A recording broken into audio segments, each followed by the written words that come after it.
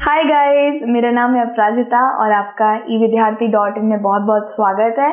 उम्मीद है आप सब बिल्कुल अच्छे हो and you all are doing great. So guys, हम लोग कर रहे थे आपका चैप्टर नंबर 1 जो है आपकी ज्योग्राफी की बुक से रिसोर्स एंड डेवलपमेंट। ठीक है, सो गाइज ये वाला जो चैप्टर है ना, it's quite a lengthy chapter. बहुत सारे छोटे छोटे टॉपिक्स हैं but all topics are very important. So मैं आपको बोलूँगी यार, कोई भी टॉपिक स्किप मत करना।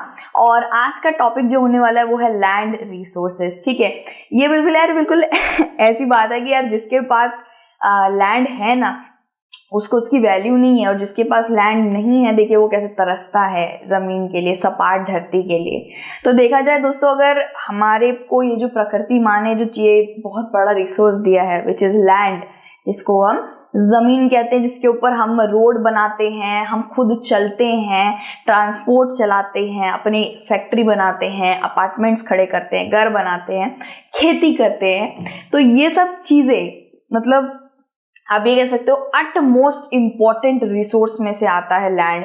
ठीक है, ये बिल्कुल ऐसी बात है गाइस कि इसको बढ़ाया नहीं जा सकता है। ये जितना हमें मिला है ना, इसका बस अच्छी तरीके से उपयोग करा जाए और इसको वेरियस चीजों के लिए इस्तेमाल करें विद ग्रेट प्लानिंग, तो यार ये रिसोर्स भी बचा रहेगा, वरना एक वक्त पे ये भी खत्म हो जाएगा। ठीक है, सो हम लैंड पे जीते हैं, हम इस पे बहुत सारी अलग अलग इकोनॉमिक एक्टिविटीज करते हैं, हम इस पर अपने खेती करते हैं, क्रॉप्स उगाते हैं, ट्रांसपोर्ट चलाते हैं, स्कूल्स बनाते हैं, क्या क्या नहीं करते यार लैंड में। तो आप ऐसे एग्जाम्पल ऐसे ठाक लिखते चले जाओगे कि किस किस काम आता है।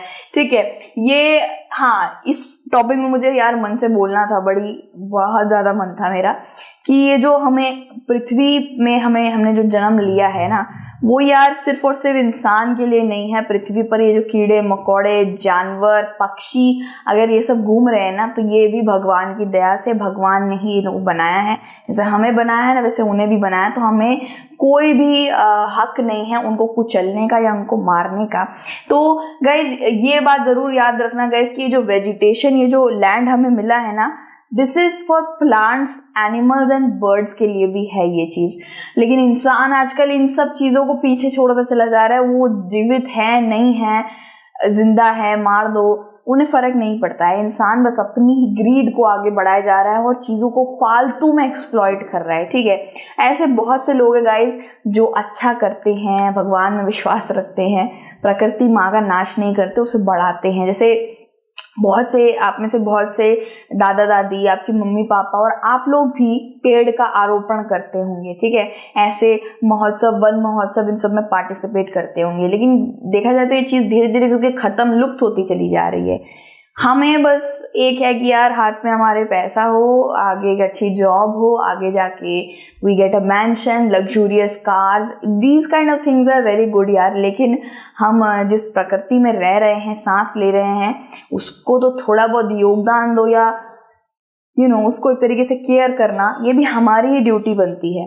बट कुछ लोग ऐसे होते हैं गाइस जो प्लांट्स का आरोपण तो करते नहीं है, लेकिन उनको गिरा के, उनको काट के अपनी ग्रीड पूरी करना जानते हैं। इवन बहुत से लोग उस पेड़ को उगाते भी नहीं है, स्टिल वो कट करके उसको लेके चले जाके फर्नीचर बना डालते हैं।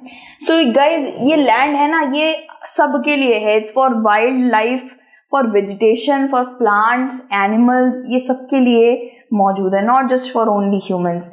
तो ह्यूमन लाइफ के लिए है, बट बहुत ज़्यादा ही इसका ओवर यूटिलाइजेशन करा जा रहा है। किसी लैंड को बहुत ज़्यादा ही उपजाऊ बनाने के लिए, या उसको इतना ज़्यादा उस पर केमिकल, पेस्टिसाइड्स, इतना सब कुछ चलाया जा रहा है कि वो लैंड ख़त्म हो जा रहा है। कहीं पे बहुत ज़्यादा खुदाई करी जा रही है, कहीं पे बहुत ज़्यादा माइनिंग करी जा रही है खनिज निकालने के लिए। बहुत ही ज़्यादा उस लैंड को बंजर बना दिया जा रहा है, पानी नहीं दिया जा रहा है, वेजिटेशंस के उगने के लिए, जानवर के लिए जगह नहीं दी जा रही है। वहाँ हर जगह residential apartments and buildings and mall बना दिए जा रहे हैं। तो ये सब चीज़ें अगर हम करते रहेंगे तो यार ये प्रकृति नहीं लगेगी। इट्स जस्ट लाइक, हाँ, छत पे जाते हैं, बड़ी बड़ी बिल्डिंग्स, आलीशान अपार्टमेंट्स देख के अच्छा लगता है, लेकिन हरियाली ही नहीं रहेगी, जानवर ही चहकते हुए नहीं दिखेंगे। सोचिए एक सुबह आप उठे और आपको बर्ड्स की चिरपिंग की आवाज़ ही ना आए। ठीक है, थोड़े बहुत पेड़ पौधे या अन्य बीज या आपको घास फूस दिखे ही ना, तो सीरियसली मेरे को तो यार ये जमता नहीं है।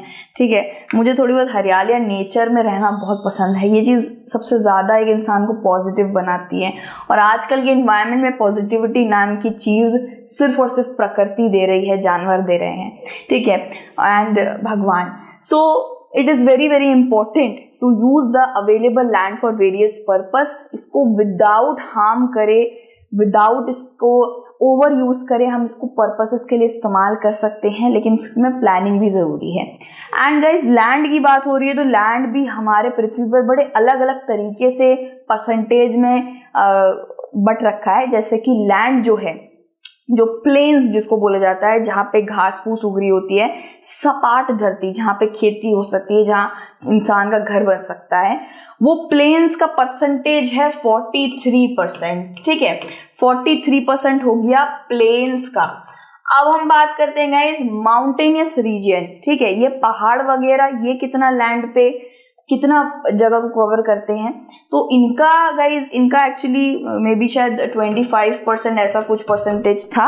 एंड बाकी रेस्ट ऑफ जो है वो है प्लेट्यूज, जिसको पठार भी बोलते हैं, यानी कि एक लैंड पर ऊपर उबड़ खाबड़ ऊंचे नीचे पर्वत छोटे छोटे बने रहते हैं ना, उनको पठार बोलते हैं। सो गाइज, देखा जाए तो हमारा लैंड जो अलग अलग कंट्रीब्यूशन, अलग अलग डिस्ट्रीब्यूशन हो रखा है इसका।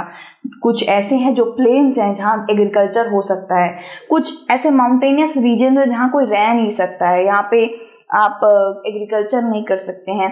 कुछ ऐसी जगह है पठार जहाँ पे और कोई रीजन है। ठीक है, सो गाइज, देखा जाए तो mountain, plateau and plains and islands also, yes, इधर हमारा लैंड बटा हुआ है। कुछ इस तरीके से दिखता है गाइस, पठार यानी कि प्लेट्यू, ऐसे उबड़ खबड़िया, ऐसे पर्वत तो नहीं बोलेंगे इसको, ये ऐसे ऊपर से इसका बनता है। इसका भी एक अलग तरीका होता है बनने का, नेचुरल प्रोसेस से ये बन जाता है।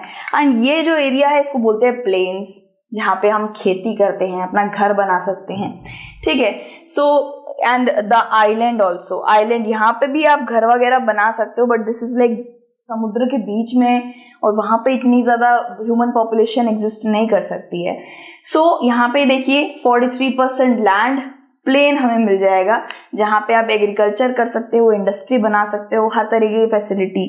फिर आता है 30% माउंटेनियस रीजन, जहाँ पे भी लोग रहते हैं, लद्दाख, हिमाचल, ऐसी बहुत सी जगह है गाइज इंडिया के अंदर जो माउंटेनियस रीजन है। ठीक है, वहाँ पे भी लोग रहते हैं, लेकिन वहाँ पे इतने बढ़िया तरीके से लोग नहीं रह पाएंगे जितना प्लेन्स में रहते हैं। ठीक है, पॉपुलेशन यहाँ भी एग्जिस्ट करती है, लेकिन थोड़े कम मात्रा में। फिर गाइज बात करें यहाँ पे 27% जो है एरिया हमारा प्लेट्यू मिल जाता है हमें। ठीक है, सो गाइज ये जितना भी हमारा लैंड वगैरह है, रिवर्स के नीचे भी लैंड है, हर जगह देखो तो अब लैंड ही लैंड है। ठीक है, अब इसको हम एक अच्छे प्रोसेस, एक अच्छे प्लानिंग के साथ इस्तेमाल करना चाहिए, नॉट जस्ट कि अरे ये ज़मीन मिल गई है, उसकी वैल्यू होनी चाहिए हमें। इट्स अ नेचुरल रिसोर्स, ऐसा है, हाँ आप ऐसा कह सकते हो कि ख़त्म नहीं होगी वो चीज़, लैंड कभी ख़त्म नहीं होती है, वो ख़राब बंजर भी हो जाए तो भी किसी यूज़ में आ ही जाएगी। आजकल इंसानी दिमाग ने हर तरीके के पैतरे निकाली हैं, बट स्टिल जो भी हमें मिला उसकी इज्जत, उसकी रिस्पेक्ट, उसकी कंजर्वेशन हमें करनी चाहिए। अगर आप एक बंजर खाली ज़मीन देख रहे हो तो वहाँ पे पेड़ आरोपण करने की कोशिश करिए, प्रकृति उगाने की कोशिश करिए। ठीक है, जानवरों के लिए घर बनाने की कोशिश करनी चाहिए। ठीक है, उस लैंड के अंदर खाना उगाने की कोशिश करनी चाहिए। सो हमारे कंट्री की बात करें, इंडिया की बात करें guys, so India is very rich and diverse in land also.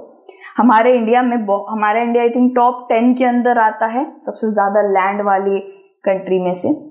We have lot of land. So guys, it doesn't mean कि बहुत सारी ज़मीन है तो हम सारी ज़मीन इस्तेमाल कर पाते हैं। ऐसी बहुत सी ज़मीन है जो अनडिस्कवर्ड है, जो अभी तक सरकार ढूंढ तक नहीं पाई है, और ऐसी भी बहुत ज़मीन है जो इस्तेमाल तक नहीं हो पा रही है क्योंकि उसमें पर्वत बना हुआ है या पठार बने हुए हैं। और ऐसी बहुत सी ज़मीनें हैं जहाँ पे rich minerals, fossil fuels, petrol, खनिज वगैरह नीचे दबा हुआ है और उससे हम निकालते रहते हैं। ठीक है, सो गाइस बात करें मिनरल्स की, बात करें मिनरल्स का मैं एग्जांपल देती हूँ आपको। सोना हो गया, हीरे जवाहरात हो गए, कोल हो गया। ठीक है, फॉसिल फ्यूल्स में आपका पेट्रोल आ जाता है, नेचुरल गैस आ जाता है। आप सोच रहे हो इस पेट्रोल तो गाड़ी वगैरह में इस्तेमाल होता है, नेचुरल गैस कहाँ इस्तेमाल होता है? तो देखा जाए तो आपका एसी के अंदर, आपका सिलेंडर्स के अंदर, और यार और कहाँ होता है, फ्रिज के अंदर होता है। इन सब चीज़ों में भी नेचुरल गैस का ही उपयोग होता है, ठीक है। सो हमारी कंट्री की तो यार बात हो ही गई है। इंडिया आप जानते हो इट्स वेरी डाइवर्स। अच्छा, यहाँ पे ये देखिए, पठारी जमीन जो होती है, प्लेट्यू, जो 27% है, ठीक है, उन जगहों पे आप ऐसे नीचे खुदाई करोगे, you will get oil, gas, coal. यहाँ देखिए कि इंडस्ट्री बन रखी है, electricity, cooking gas, petrol, diesel. देखिए ये सब चीजें ना खनिज पदार्थ में आ जाता है। तो लैंड से ही हमें खनिज मिलता है, ठीक है, खुदाई वुदाई करके। एंड ये खुदाई भी अच्छी नहीं होती है गाइस। खुदाई वुदाई करने से ना वो जगह भी पूरी खराब सी हो जाती है, एकदम बंजर टाइप हो जाती है, क्योंकि आपने इतनी ओवर खुदाई कर दी है, इतना नीचे चले गए हैं आप, तो उससे वो जगह की उपजाऊ जो है लैंड का, वो शायद खत्म हो जाता है, ठीक है। और वो लैंड की भी इतनी अच्छी वो रहता है। मतलब आपके घर में आऊँ मैं और आपके घर के फ्लोर की खुदाई करती रहूँ, खुदाई, वो अच्छा लगेगा? आपको पूरा टाइल खराब हो जाएगा, बिल्कुल ऐसी बात है, ठीक है। तो land resource very important, utmost resource है। क्या क्या चीजें नहीं बना रखी इंसान ने इसके ऊपर। और देखा जाए तो एग्रीकल्चर इसी पे बेस्ड है, हमारे घर इसी पे बने हैं, हमारी हर तरीके की चीज इस पे बनी हुई है, park, playground, etcetera etcetera. Land is a very utmost and very very precious resource. So इसके बाद आएगा गाइस लैंड यूटिलाइजेशन, यानी कि इसका इस्तेमाल किस तरीके से करा जा सकता है, इसको बचाया कैसे जा सकता है, एंड ऑल दोस थिंग्स। तो इसको पढ़ते हैं यार दूसरी वीडियो के अंदर। टिल देन आप अपना ध्यान रखिए and God bless you all, take care, जय हिंद, बाय बाय।